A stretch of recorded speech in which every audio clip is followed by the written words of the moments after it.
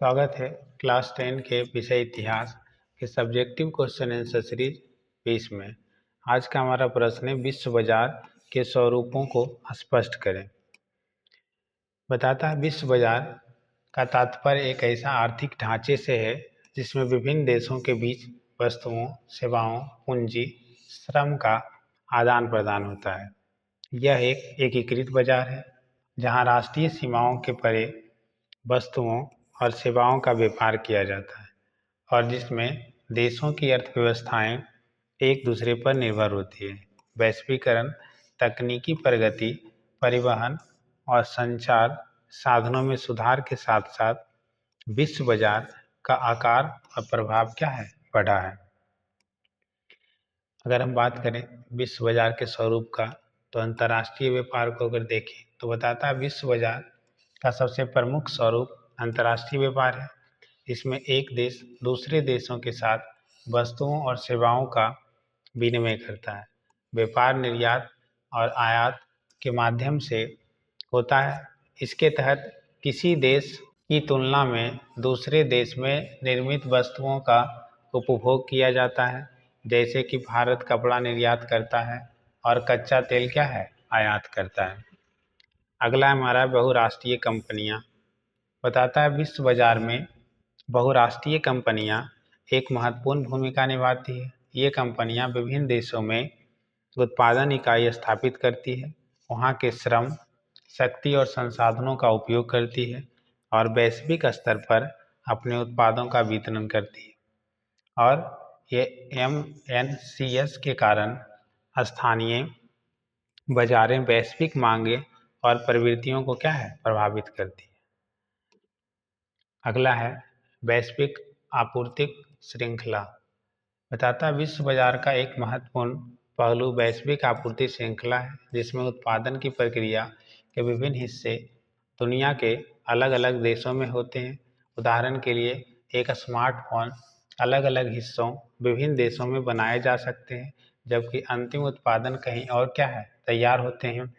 और इस उत्पादन लागत कम होती है और उत्पादों की गुणवत्ता में क्या है, सुधार होता है। अगला है मुक्त व्यापार समझौता। विश्व बाजार को बढ़ावा देने के लिए विभिन्न देशों के बीच मुक्त व्यापार समझौते होते हैं, जो सीमा शुल्क और व्यापारिक बाधाओं को कम करते हैं। जैसे विश्व व्यापार संगठन WTO, नाफ्टा और यूरोपीय संघ जैसे संगठन अंतर्राष्ट्रीय व्यापार को सुगम बनाने और इन समझौतों के तहत सदस्य देशों के बीच वस्त्र, कृषि, उद्योग और सेवाओं का व्यापार बिना या कम प्रतिबंध के क्या है, किए जाते हैं। अगला है वित्तीय बाजार, फाइनेंशियल मार्केट्स। विश्व बाजार के तहत अंतर्राष्ट्रीय वित्तीय बाजारों के विशेष महत्व है, जहां देशों के बीच मुद्रा, शेयर, बॉन्ड, अन्य वित्तीय साधनों को लेन देन होता है। इसमें अंतर्राष्ट्रीय निवेश पूंजी प्रवाह शामिल है। विदेशी मुद्रा बाजार और अंतर्राष्ट्रीय स्टॉक एक्सचेंज इस व्यवस्था का क्या है, हिस्सा है। अगला है प्रौद्योगिकी और सूचना का आदान प्रदान। विश्व बाजार के अंतर्गत न केवल वस्तुओं और सेवाओं का बल्कि प्रौद्योगिकी और जानकारी का भी आदान प्रदान होता है। कंपनी और देश उन्नत तकनीकों को अपनाते हैं और वैश्विक प्रतिस्पर्धा में बने रहते हैं।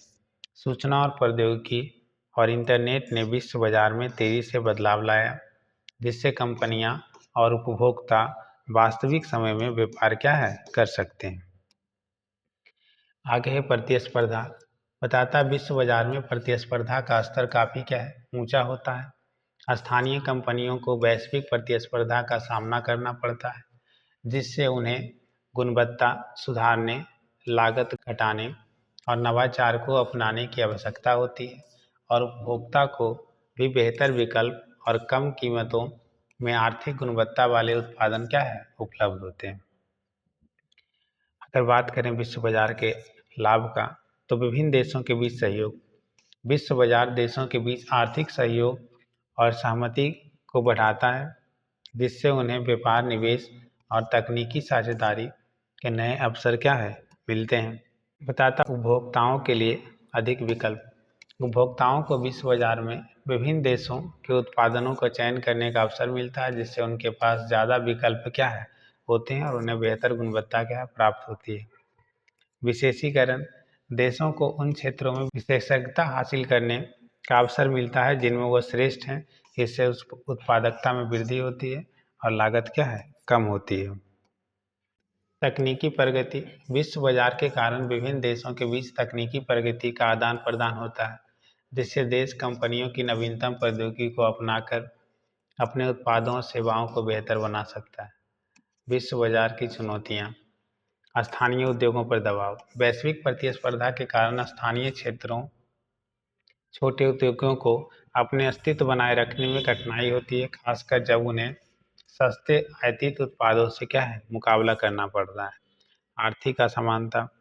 विश्व बाजार से लाभ मुख्यतः विकसित देशों और बड़ी कंपनियों को होता है, जबकि विकासशील देशों को कई बार आर्थिक असमानताओं का सामना करना क्या है पड़ता है। सांस्कृतिक प्रभाव। वैश्विक बाजार में विदेशी कंपनियों का प्रभाव से स्थानीय संस्कृति, परंपराओं और रीति रिवाज प्रभावित होते हैं, जिससे सांस्कृतिक पहचान क्या है संकट उत्पन्न होता है। सबसे ज़्यादा इफेक्ट इसी का होता है।